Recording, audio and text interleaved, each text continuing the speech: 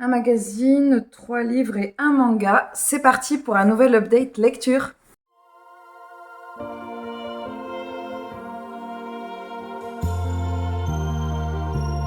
Aujourd'hui, je vais vous présenter, comme je viens de vous dire, un magazine, 3 livres et un manga.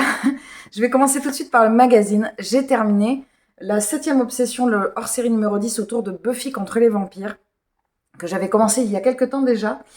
Alors, dans ce hors-série, les auteurs, parce qu'il y en a plusieurs, vont revenir sur les épisodes, vont revenir sur des monstres, vont revenir sur des personnages, sur de la playlist, sur les lieux, sur plein de choses qui concernent Buffy contre les vampires. Il y a des passages qui sont évidemment analytiques sur l'impact de Buffy, de cette série. Bref, c'est pour les amoureux de Buffy contre les vampires. C'est un magazine qui est un vrai régal parce qu'il est hyper complet, il est hyper immersif, on retrouve vraiment l'univers de la série. Et on retrouve, on trouve un regard analytique super intéressant. Moi, je vous avoue que je l'ai lu en plusieurs fois. Voilà, par exemple, là, il y a toute la partie des influences, d'où est-ce que Buffy contre les vampires a été tiré, tout ça. Je vous avoue que moi je suis une très grande fan de la série que j'ai vue plusieurs fois, que je pense je vais re-regarder suite à la lecture de ce magazine et j'ai adoré me plonger dedans. J'ai découvert la plume de véritables fans de cette saga et c'est un vrai bonheur de la voir enfin être mise à la hauteur de ce qu'elle vaut, c'est-à-dire une des premières séries féministe avec de la représentation et qui a vraiment des enjeux qui vont même plus loin que ce que je pensais. Pour ça, le livre de Marion Olité m'a pas mal aidé, Buffy ou la révolte à coups de pied également, pour prendre conscience de l'impact de cette série. Alors moi, j'avais conscience dans ce magazine et pour le livre de l'impact au niveau de l'image des femmes, mais il y a également toute l'image des hommes qui est très importante puisque on va déconstruire cette image masculiniste hyper imposée à cette époque-là. À cette époque-là, il y a 20 ans, mais pas que. Hein.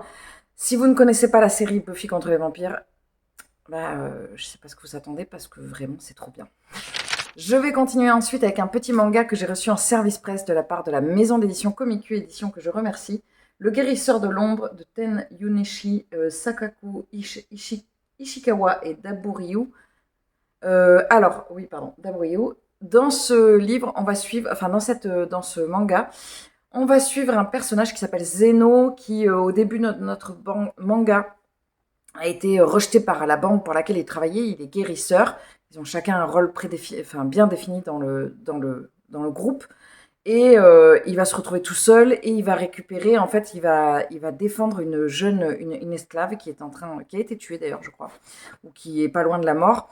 Il l'a fait survivre, il l'a fait vivre et ils vont décider de monter une sorte de cabinet de guérisseurs de l'ombre, comme son nom l'indique, parce qu'il y a plein de factions ennemies en fait dans ce monde qui sont toutes dirigées par des femmes et la présence de Zeno qui est donc guérisseur va changer un petit peu la donne parce que lui il va guérir tout le monde quelle que soit l'origine, le clan, les moyens, bref son but c'est vraiment d'être un guérisseur et ça va changer complètement l'équilibre de cet univers où vraiment où tout repose sur cette guerre des clans. C'est un manga que j'ai trouvé hyper drôle et hyper sympa, avec de belles valeurs. La seule chose qui m'a dérangée, c'est le côté très fan des chefs de clan qui deviennent complètement stupides par rapport à Zeno et ce côté l'homme, ah voilà, elle l'idéalise. Mais alors après, je sais pas si c'est parce qu'elles idéalisent le côté c'est un homme, il est si fabuleux, ou si c'est parce qu'il a vraiment un rôle hyper important comme guérisseur. En tout cas, lui, il est pas du tout attiré par il montre pas d'attirance pour les chefs de clan, pour personne d'ailleurs. Le seul intérêt qu'il a, c'est vraiment de guérir. Il a juste envie de guérir. Il y a un petit personnage à un moment donné, donc nos deux protagonistes, ils vont ouvrir, donc comme je vous disais, un cabinet dans un endroit un peu particulier. Il y a un personnage qui habite à cet endroit-là qui est, moi, je le trouvais très drôle. Donc j'ai hâte de savoir ce qu'il va y avoir ensuite. C'est pas précisé si c'est une saga en 3 tomes, donc je pense que je sais pas combien il va y en avoir. Mais en tout cas, j'ai beaucoup aimé l'univers et je trouve vraiment, je trouve le pitch de départ hyper sympa. J'ai lu ensuite une lecture auquel je m'attendais pas, qui n'était pas du tout prévu dans ma pile à lire et qui a été une lecture hyper impactante, enfin hyper absorbante. Non, c'est pas du sopalin, c'est juste que ça m'a absorbée, c'est-à-dire qu'en fait, j'ai commencé le livre, j'étais dans une bibliothèque, j'ai commencé le livre, c'était pas prévu, et en fait, je n'ai pas pu le lâcher. C'était impossible, en fait. Je voulais le lire, je voulais le lire, je voulais le lire, et je l'ai dégommé assez vite. Pas aussi vite que j'aurais voulu, parce que je travaillais beaucoup à ce moment-là, mais vraiment, je l'ai dégommé. J'ai lu De tenir la main pendant que tout brûle, de Johanna Gustafsson, qui est sorti en version poche sous le nom de La Folie. Là, il est sorti chez Calman Lévy Noir. Dans ce livre, on va suivre 3 temporalités. On va suivre à Québec Maxine, qui est une inspectrice qui sort de son congé mat, qui vient juste d'avoir un bébé, et qui arrive sur une scène de crime absolument atroce, où l'ancienne institutrice a fait appel à elle. Donc c'est vraiment, enfin, la première scène où on découvre Maxine, on sent que c'est chaud, les marrons chauds, et puis en plus elle vient juste de reprendre, donc c'est vraiment hyper violent. On va suivre cette temporalité, on va suivre Paris en 1899. Je regarde les dates parce qu'évidemment, je ne les ai pas retenues. Paris en 1899 avec Lucienne Lelanger, qui est une femme qui a perdu ses enfants dans un incendie et qui refuse forcément d'admettre ce qui s'est passé et qui va chercher à les retrouver absolument par tous les moyens, j'allais dire rationnels ou pas, mais bref, elle va chercher par tous les moyens à comprendre ce qui s'est passé. Et d'un autre côté, on va suivre à Lac-Clarence en 1949 une jeune ado qui s'appelle Lina, qui vit seule avec sa mère et qui travaille dans un hospice ou un hôpital psychiatrique, je ne sais plus tellement, mais c'est pas très. On n'est pas sur la petite maison dans la prairie et qui va en fait devenir amie avec une des pensionnaires, une dame d'un certain âge, avec qui elle va vraiment créer un lien très fort. On va suivre le destin de ces trois personnages féminins, donc de cette jeune ado, de cette femme et de cette autre femme à l'heure actuelle. C'était une lecture, je ne m'y attendais pas, je ne m'attendais pas du tout à ce qui s'est passé. J'ai trouvé la plume de Johanna Gustafsson extrêmement addictive. C'est-à-dire que, en fait, j'avais pas du tout envie de lâcher le livre. Je trouvais les personnages, je savais pas où on allait aller, je savais pas s'il y avait du fantastique, enfin, c'était hyper perturbant au final. Il y en a pas de fantastique, mais il y a eu vraiment un moment où je me suis dit, en fait, il y avait des ressemblances, je trouvais, avec les sorcières du phare de C.J. Cook, alors que pas du tout, en fait, il n'y a pas du tout de part fantastique dans ce livre, mais dans ce truc de me dire, ce flottement de me dire, mais où est-ce qu'on va, où est-ce que je suis j'avais envie de suivre autant les 3 temporalités me plaisaient. Souvent, quand on a plusieurs temporalités comme ça, on a un attachement fort à l'une ou à l'autre, et on a un peu ce temps d'attente on a envie de rejoindre celle qu'on préfère. Là, pas particulièrement, parce que ça s'alternait. Des fois, je me disais, ah tiens, j'ai trop envie de savoir ce qui se passe, et non, j'ai envie de savoir ce qui se passe là, et non, j'ai envie de savoir ce qui se passe là, et en fait, c'était hyper bien équilibré. Évidemment, à chaque fois que ça commence à devenir croustillant avec un personnage, on est largué avec un autre. C'est très surprenant. C'est une histoire où il y a quand même des moments où c'est un peu deg-deg. Hein. On n'est pas sur les bisounours, on est quand même sur du thriller, mais on n'est pas non plus sur de la violence gratuite. On n'est pas sur du dégueu gratuit, et ça, c'est hyper appréciable. Parce que des fois, j'ai un peu ce sentiment de rentrer dans une boucherie dans certains livres et de me dire oui, ok, d'accord, alors on n'était pas obligé, l'imagination fonctionnait très bien, on n'était pas obligé d'avoir autant de détails. Là, c'est bien dosé, en fait, c'est bien fait, mais on a quand même un petit soupçon, c'est quand même saupoudré de glauque, hein, il n'y a pas de. Il n'y a pas de souci avec ça. J'ai adoré la plume de Johanna Gustafsson, qui va donc devenir une des autrices que je vais vraiment suivre, parce que j'ai surkiffé ce qu'elle nous propose dans ce livre. On va continuer dans le léger, pas du tout. Je finirai par une lecture beaucoup plus légère, mais on va continuer avec une lecture qui a été hyper surprenante, et je pense que c'est l'un des livres qui va me marquer le plus, parce que je ne pensais pas du tout qu'on allait aller là où on allait aller, et j'ai trouvé ça très fort de la part de l'auteur, et une prise un engagement de la part de la maison d'édition, qui en plus vient faire écho avec l'actualité, mais c'est complètement glaçant. J'ai lu Le temps des grêlons d'Olivier Mac Bouchard chez Le Tripode. C'est un livre que j'avais pris parce que je trouvais qu'il y avait un petit côté un peu posta. Alors c'est pas posta, mais c'est plus uchronie. On va suivre un groupe de jeunes enfants, enfin d'enfants, qui font une sortie scolaire et en fait ils sont au Quai Coral, je crois, il me semble. Et à un moment donné, il y a un des garçons, notre protagoniste, qui veut prendre une photo d'un Indien. Et son copain lui dit non, non, on le fait pas. S'il pense que si on les prend en photo, on le vole leur âme. Et lui, il a un petit côté rebelle, il prend la photo et puis plus tard, il regarde son appareil. Je crois que c'est avec son téléphone et il regarde et il n'y a personne sur la photo. Donc il comprend pas ce qui se passe. Il rentre chez lui, c'est un garçon dont je ne me rappelle plus le prénom et que je vais chercher parce que sinon ça va me stresser. Bon, je ne le retrouve pas et c'est trop long à chercher, mais en fait le truc c'est que il nomme tout son entourage et donc forcément j'ai les prénoms de tout le monde, mais pas le sien. Donc c'est un jeune garçon qu'on va suivre et puis alors là, mais impossible de mettre le nom dessus parce que je pense qu'on le dit pas souvent son prénom. Et donc ce garçon prend la photo et quand il voit qu'elle n'apparaît pas, il comprend pas. Il vit seul avec sa mère et son chat, qui s'appelle Kodak. Ils ont un labo photo où ils développent des photos argentiques. Et donc, en fait, on va apprendre à ce moment-là que les personnages ne sont plus captés par les écrans. Donc ça veut dire qu'ils ne sont plus, les personnes ne sont plus captées par les écrans, par les appareils photo, par la télé, tout ça. Donc ça va changer, ça va apparaître aux infos, du coup ne pas apparaître aux infos, que les gens disparaissent. Donc les gens disparaissent des écrans et petit à petit il va y avoir des répercussions sur la vie. Enfin ça, non justement il n'y aura pas de répercussions tout de suite, mais en fait les gens vont s'habituer et petit à petit il va y avoir des choses qui vont arriver. Petit à petit en fait on va donc découvrir ce qui se passe, pourquoi les gens n'apparaissent pas. Est-ce qu'ils apparaissent autre part? Qu'est-ce que c'est? et, euh, et en fait, ce livre qui au départ part d'une espèce d'histoire un peu, d'une uchronie un petit peu sur un monde où les gens disparaissent.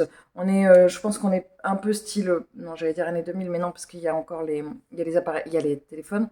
Mais petit à petit, en fait, ça va venir dénoncer vachement de choses et surtout, insidieusement, il va y avoir une histoire hyper sombre, hyper terrible qui va se mettre en place, glaçante. Et le livre, en fait, petit à petit, je l'ai vu basculer très progressivement vers quelque chose de hyper glaçant et de hyper ok, d'accord. Moi, je croyais qu'on était sur une histoire sympa avec des gens qui disparaissaient un petit peu imaginaires, mais en fait, pas du tout. On n'est pas sur de l'imaginaire. On est sur une période très sombre de l'histoire et même si ça ne raconte pas cette période-là, ça fait des parallèles avec un pan de notre histoire qui fait froid dans le dos. C'est hyper bien écrit. C'est un objet-livre hyper intéressant. Enfin, un objet-livre.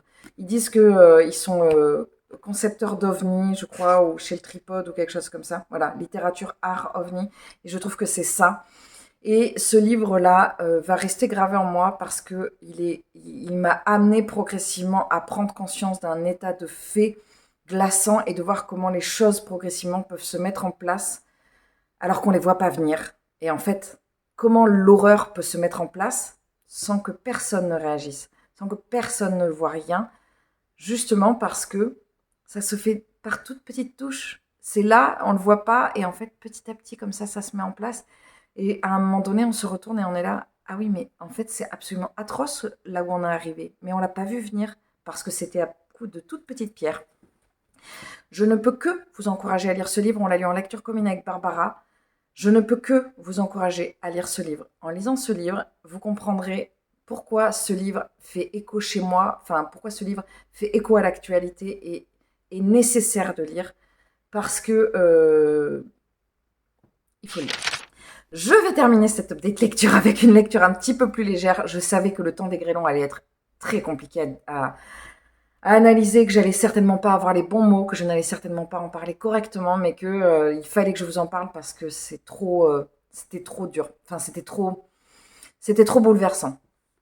J'ai lu ensuite un petit Cozy Mystery, oui, un petit peu de légèreté, ça fait du bien, que j'ai reçu de la part de l'éditrice, qui est également l'autrice, donc Fiona Scotti Peter, Whisky, Scone et Chardon, un départ mortel. On est sur un premier tome d'un Cozy Mystery avec l'histoire d'Alba Scott, qui est une jeune femme qui vit à Paris. Alors, elle est historienne au musée du Louvre, elle a 28 ans et elle vit avec son copain, elle a une belle relation avec sa meilleure amie, elle a un super job et du jour au lendemain, elle va tout perdre. son copain va la quitter, sa meilleure amie s'en va, ses parents partent en voyage, son propriétaire la met à la porte parce qu'il veut revendre l'appart dans les 3 mois, je crois, quelque chose comme ça. Enfin bref, il n'y a rien qui va, elle se retrouve sans rien. Et elle décide de répondre à une petite annonce qui propose, je crois, la rénovation d'un château en Écosse. Donc, elle décide de plier bagage. De toute façon, il n'y a plus rien qui la retient. Elle part en Écosse. Ça se fait tout de suite au début du roman. C'est vraiment genre les 3 premières pages. Alba est partie. Elle arrive en Écosse et là, elle va créer du lien dans un petit village jusqu'à ce que, évidemment, il se passe un drame. C'est le principe du Cozy Mystery qui va pousser Alba à enquêter. Dans cette lecture, donc Alba, elle va rencontrer différents personnages, elle va mener son enquête, vivre ce qu'elle a à vivre en Écosse. Je vous en dirai pas plus. Cette lecture a été une lecture qui est arrivée à point nommé puisque je n'avais pas de taux de concentration, enfin mon taux de concentration équivalait à celui d'une huître. Donc autant vous dire pas grand chose parce que j'étais hyper, enfin c'était très très compliqué dernièrement. Et cette lecture vraiment, elle arrivait au bon moment. Je l'ai lu avec plaisir. Après, il y a juste eu des petits détails au niveau de certaines petites choses qui, moi, me plaisaient pas forcément, mais c'est parce que moi, c'est des choses qui, voilà, il y a des petites réflexions qui, des fois, me faisaient un peu tiquer. Mais dans l'ensemble, c'est une lecture que j'ai beaucoup aimée parce que j'ai trouvé ça hyper sympa. J'ai trouvé l'immersion en Écosse très bien faite. Oui, je me sentais bien en Écosse, je me sentais bien dans le loch avec Alba, il n'y a pas de souci. Alba, c'est un personnage qui est haut en couleur, qui a un petit côté Agatha Raisin. Elle a pas sa langue dans sa poche. Est-ce que j'ai ressenti de l'attachement pour elle? Oui, oui, j'ai bien aimé. Je sais pas si j'ai ressenti un attachement, mais c'est toujours, de toute façon, les Cozy Mystery, ça vient progressivement se mettre en place. Ce qui est sûr, c'est que j'ai envie de lire la suite. Parce que j'ai trouvé, j'ai un très bon souvenir de la lecture. J'ai un bon, enfin, quand j'y repense avec plaisir à me dire ouais c'était vraiment sympa. Il y a un petit côté The Holidays, il y a un petit côté, il y a plein de choses qu'on retrouve, des codes qu'on aime bien. Il n'y a pas de gros éléments compliqués, il y a des choses que j'ai pas forcément aimées, mais ça ne reste pas problématique. On n'est pas sur du Anna Svensson avec des propos qui, moi, ne passent plus du tout. Il y a des choses, c'est juste que des fois, il y avait une ou deux phrases que j'ai trouvées un peu stéréotypées, mais qui suis-je pour juger la plume d'un auteur à un moment donné voilà, ça ne m'a pas empêché de lire, de lire avec plaisir.